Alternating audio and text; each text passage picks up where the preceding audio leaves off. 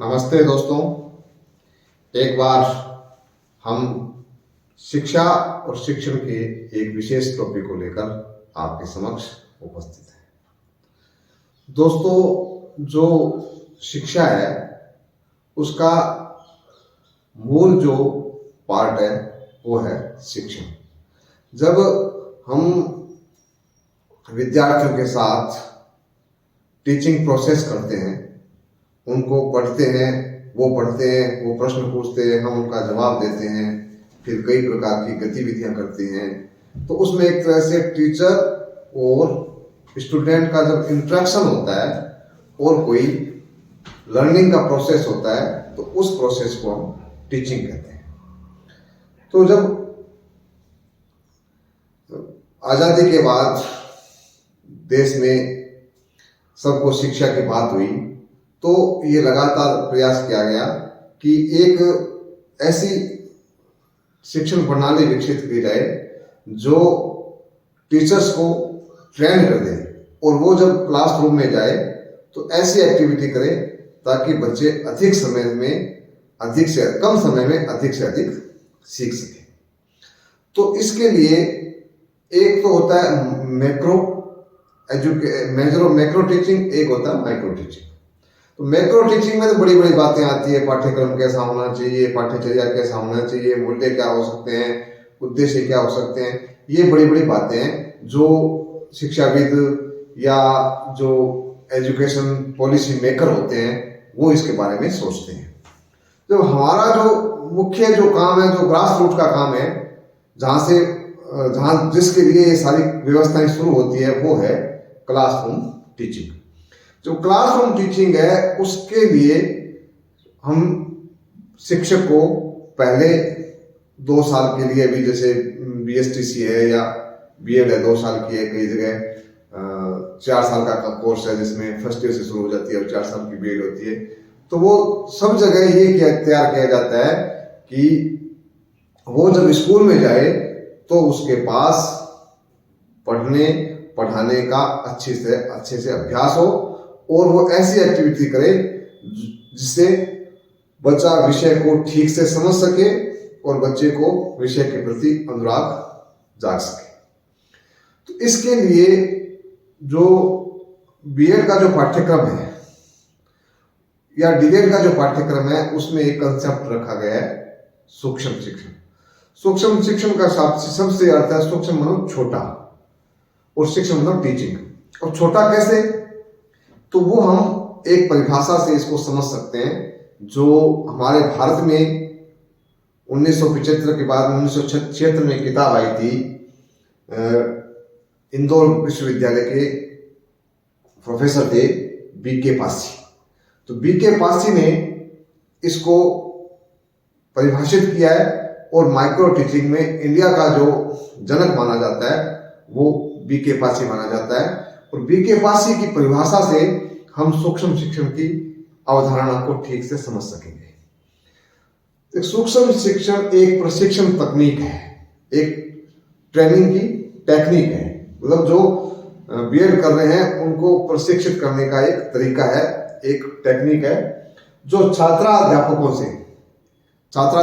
ये उनको कहते हैं जो प्री सर्विस ट्रेनिंग करते हैं, जिनको स्टूडेंट टीचर कहते हैं, इंग्लिश में प्यूपल टीचर भी कहते हैं, स्टूडेंट टीचर भी कहते हैं। से अपेक्षा रखती है कि वे किसी भी तथ्य को, किसी कंसेप्ट को, किसी तथ्य को, किसी विचार को, छोटी कविता को, कुछ भी, उसको थोड़े से छात्रों के बीच, कम से कम छात्रों के बीच, कम समय में, लिमिट शॉर्ट टाइम में, किसी विशेष शिक्षण कौशल का मतलब टीचिंग स्किल, केवल हवाई बातें नहीं, वहां जाकर के कुछ एक्टिविटी करना, मतलब कौशल में कुछ करना शामिल होता है। जैसे आपको ड्राइविंग का ज्ञान होना अलग चीज है और ड्राइविंग का कौशल होना अलग चीज है। आप सीख जाओगे कि सामने देखना चाहिए, दूर दूर देखना चाहिए, ये ब्रेक है, ये क्लीच है, ये रेस है, अब ये सब ज्ञान हो गया, परंतु आप सीखेंगे कब, जब उस पर आप बैठेंगे, उसका आपको लगातार अभ्यास होगा। तो कौशल में अभ्यास शब्द जो है वो अंतर्निहित है। अब यहां से थोड़ी सी बात कोई आगे भी बढ़ाते हैं। तो कौशल शब्द है कहां से? देखिए कौशल है क्या?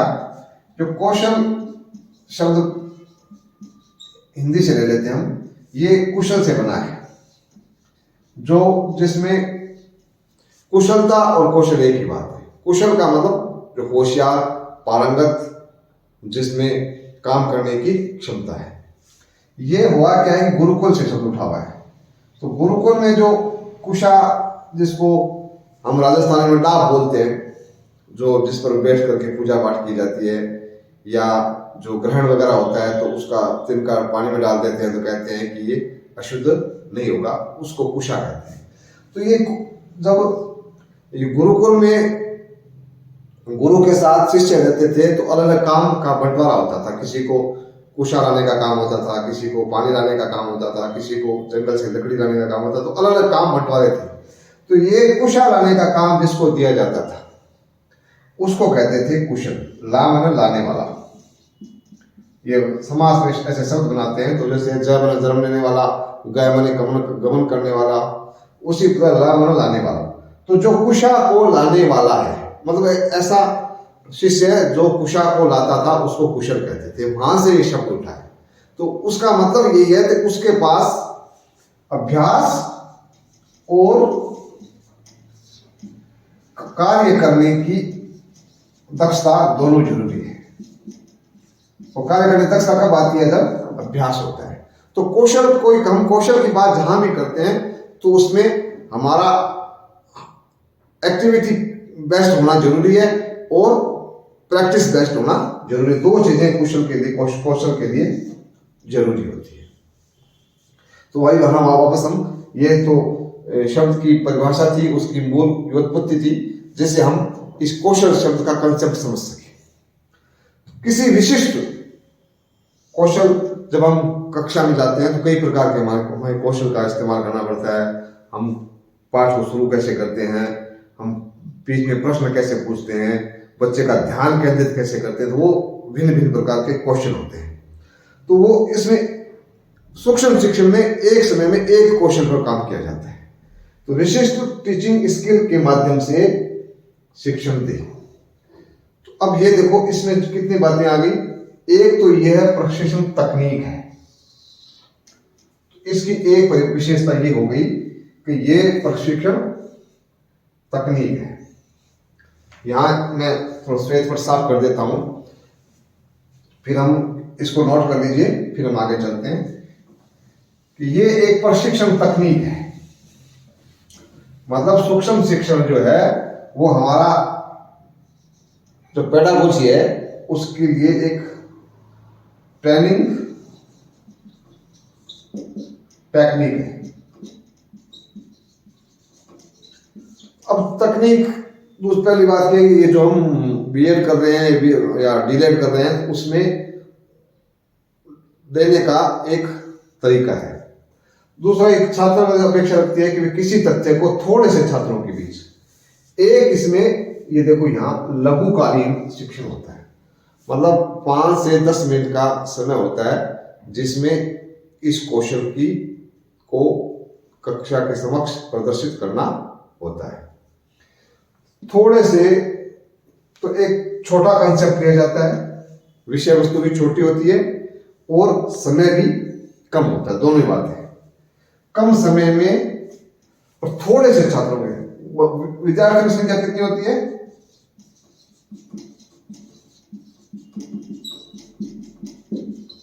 ये भी कम होती है। और लघुकालीन कैसे होता है? टाइमिंग से भी कम होता है और विद्यार्थियों की संख्या से भी कम होता है।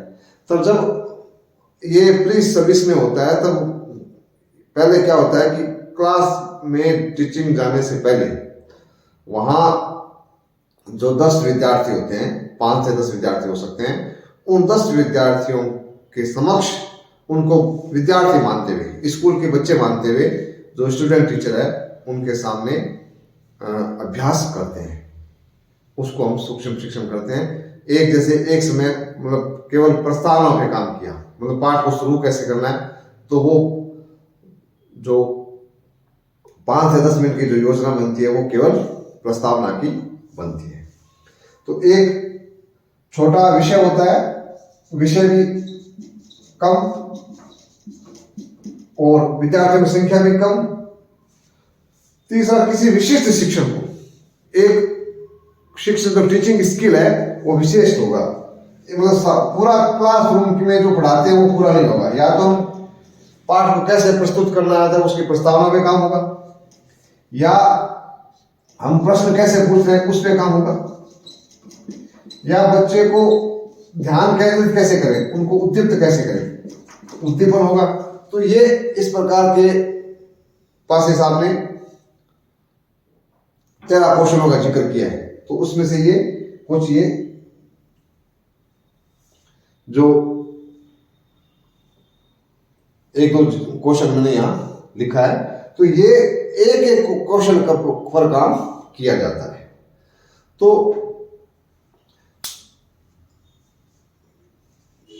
ये देखो, अब अगर आप हम शिक्षण, जो सूक्ष्म शिक्षण है उसकी प्रकृति को देखेंगे तो ये बातें उसमें शामिल है। रीट की परीक्षा में, सीटेट की परीक्षा में ये पॉइंट दे दिए जाते हैं और पूछ लिया जाता है कौन सा भी जो वाक्य है वो सूक्ष्म शिक्षण से संबंधित नहीं है। तो आप इनको समझ लीजिए कि एक लघुकालीन है। लघुकालीन मतलब विद्यार्थियों की संख्या के समय कम लगता है, 5 से 10 मिनट का। तो इसमें शिक्षण को सुधारने का वैज्ञानिक तरीका है। जैसे सीधा एक टीचर को भेज देते हैं पढ़ाने में सीधे बच्चों के सामने, तो उससे वो हो सकता है सीख तो जाएगा, पर 1 साल 2 साल 3 साल लग जाएंगे। परंतु उससे पहले एक प्रशिक्षक की सानिध्य में जो विद्यार्थी शिक्षक बैठते हैं, स्टूडेंट टीचर जो बैठते हैं वहां सीखते हैं, तो वो उससे उसका जो टीचिंग प्रोसेस है वो और ज्यादा मजबूत होता है। तो ये शिक्षण सुधार का एक साइंटिफिक प्रोसेस है। फिर कृत्रिम परिस्थितियों में शिक्षण होता है।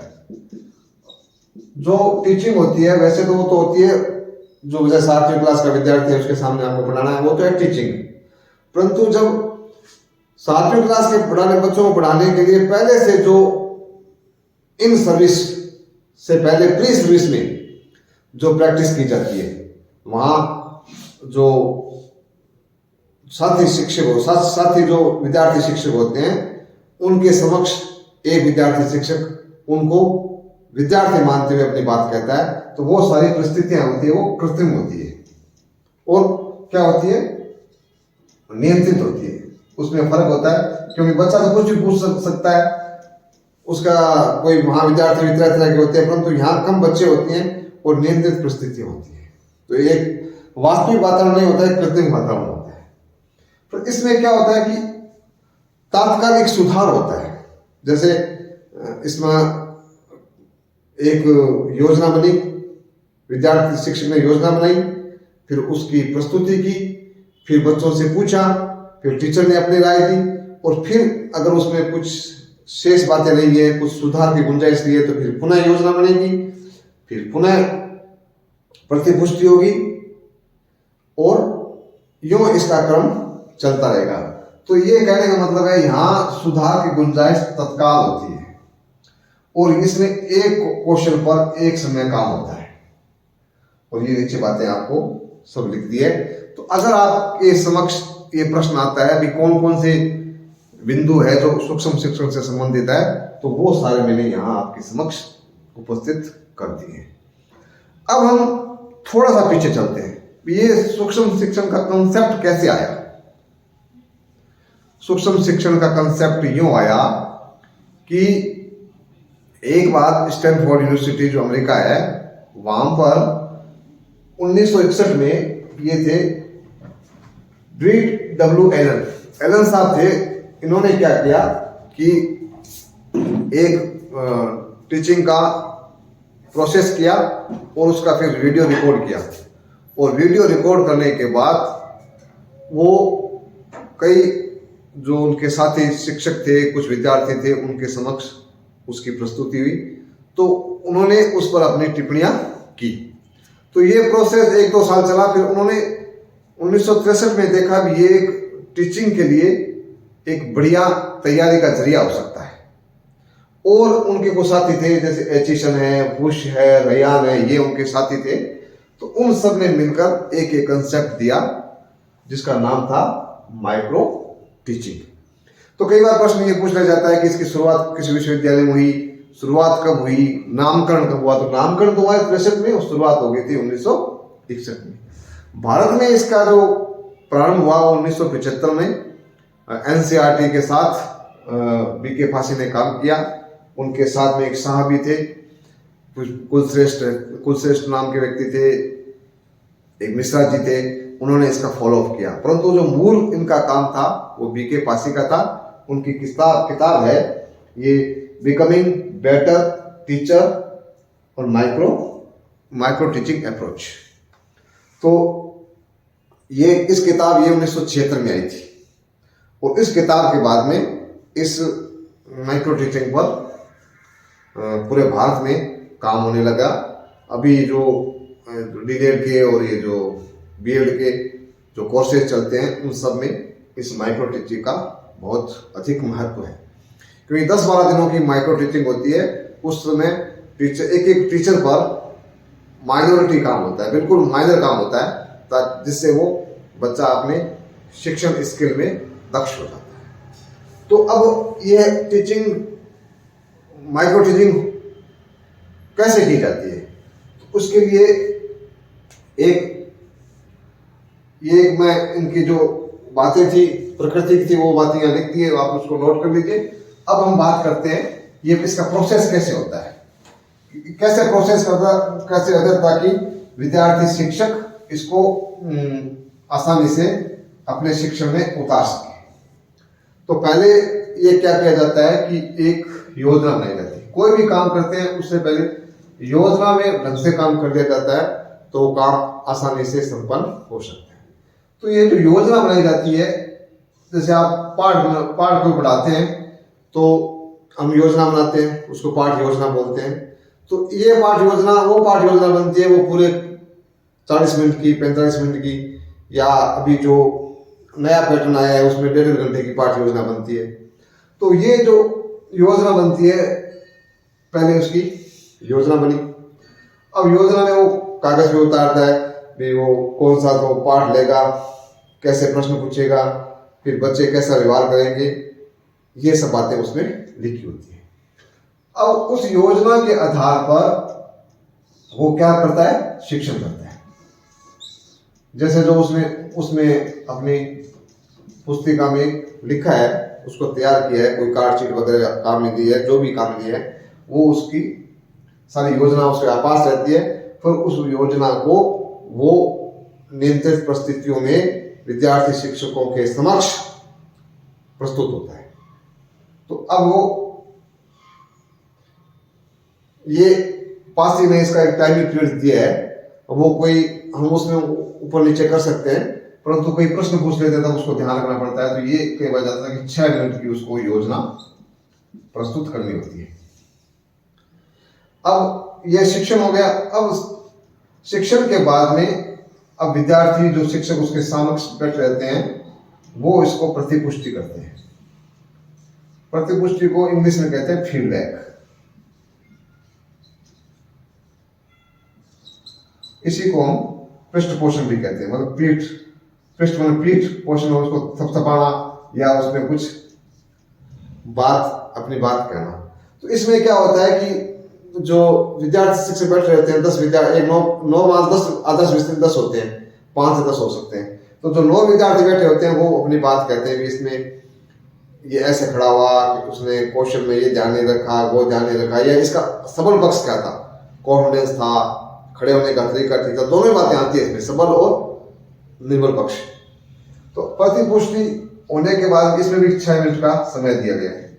ये समय तो इसलिए दिया जाता है कि कुछ ना कुछ एक आइडियल बना, ताकि जो सभी देश में सब जगह जो कोर्सेज चल रहे हैं वहां एक समरूपता बन सके। अब ये 6 मिनट का समय दिया।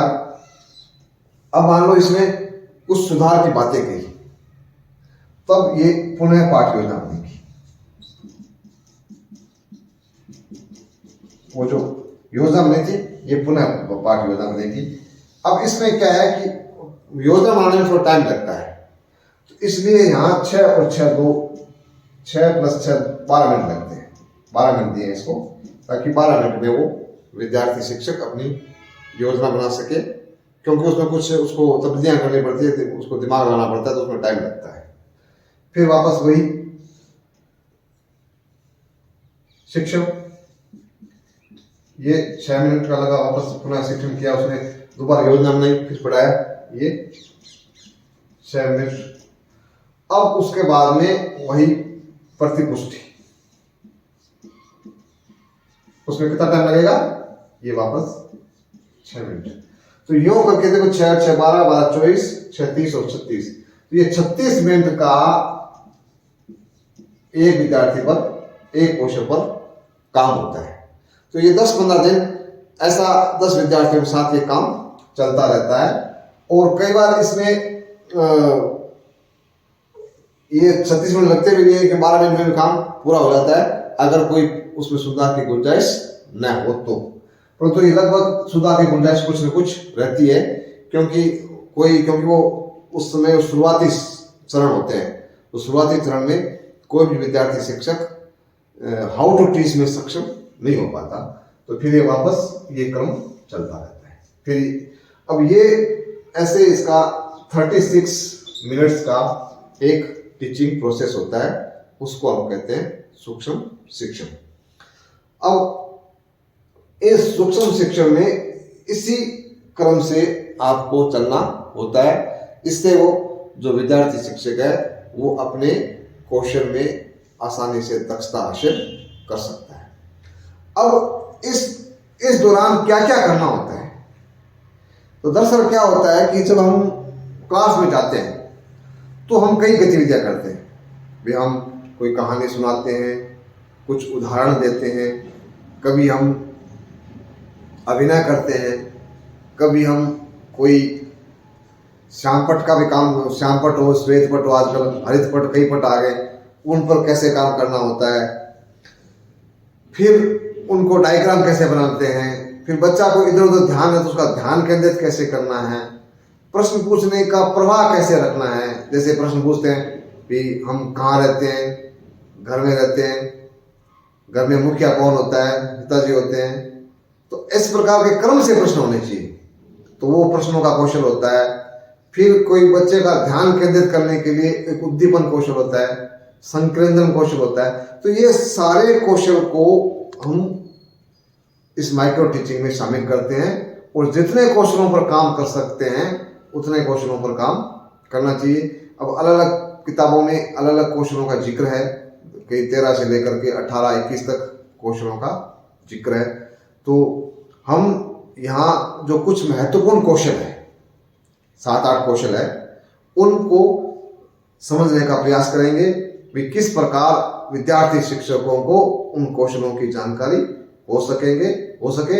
और रीट की परीक्षा के, सीटीट की परीक्षा में और नेट की परीक्षा में इसी से संबंधित प्रश्न आते हैं। तो हम अगला जो वीडियो होगा उसमें यह बात करेंगे कि कैसे कौशलों पर काम होता है, उन कौशलों में घटक कौन कौन से होते हैं। हर कौशल को इम्प्लीमेंट करने के लिए घटक होते हैं, तो उन घटकों की जानकारी विद्यार्थी शिक्षकों को होनी जरूरी है। अन्यथा विद्यार्थी शिक्षक जो आने वाले विद्यार्थी है वहाँ जाकर उन बच्चों के साथ ठीक से न्याय नहीं कर पाएगा। तो ये वीडियो उन शिक्षकों के लिए भी जरूरी है जो भी इन सर्विस स्कूल में पढ़ा रहे हैं, और जो डीएड के और जो बीएड के विद्यार्थी है उनके लिए भी जरूरी है। आप मेरे साथ लगातार जुड़े रहिए, हम अगले वीडियो में फिर इन कौशलों पर डिटेल में बात करेंगे। तब तक के लिए धन्यवाद। जय हिंद, जय भारत।